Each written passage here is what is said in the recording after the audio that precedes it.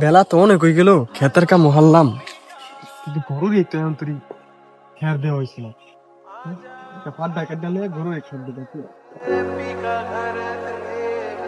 ছোটু বোনটা যে কই গেল এই সময়, তুই এই কোন তুমি বাড়াইছি সিগারেট লাগে এখন পর্যন্ত আইসো না।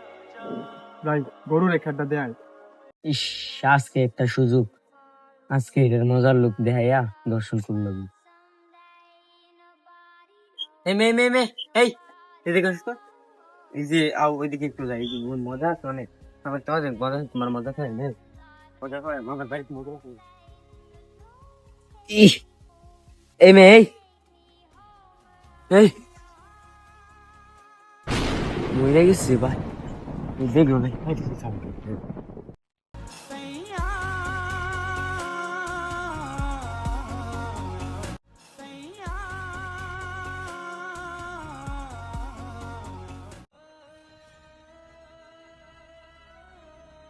দিদিয়া দেখি ছোট বোনটা কই গেছে, এত দেরি করতেছে।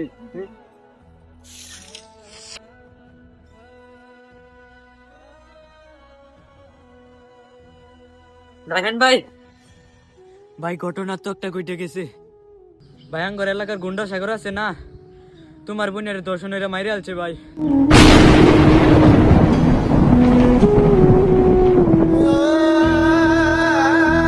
সত্যি দেখছস? ও ভাই, দহিন বাড়ি জঙ্গল দেখে আইছি আমি।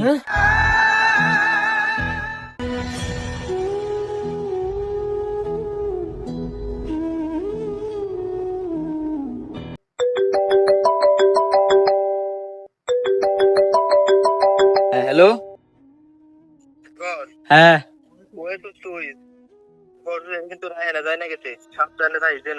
আরে ওটা লিয়ে টেনশন করু লাগতো না, ও তার ফুলা মান লিয়ে ট্যাকেল দিলাম, তার ভাই ওটা আমার কিচ্ছু এরবার হইতো না, বুঝছো?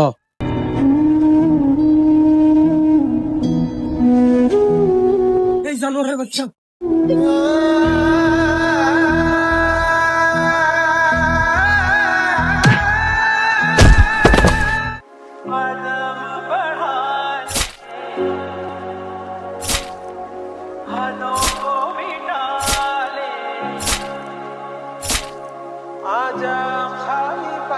ভাই দর্শনকারী ভাই, আমার ছোট বোনের ভাই দর্শন করে হত্যা করছে ভাই।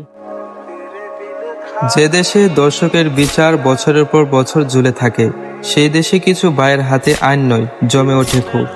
একটি বোনের আর্তনাদ চাপা পড়ে যায়, আর প্রশাসনের নীরবতা পড়ে থাকে কালো চশমার মতো। আইন যদি সত্যি জেগে থাকতো, তাহলে কোনো ভাইকে দা হাতে নিতে হতো না। আমরা প্রতিশোধের পক্ষে নই, আমরা এমন বিচার চাই যেখানে দর্শকের শাস্তি হবে দ্রুত, কঠোর ও দৃষ্টান্তমূলক। কারণ নীরব আইন আরেকটি অপরাধের জন্ম দেয়।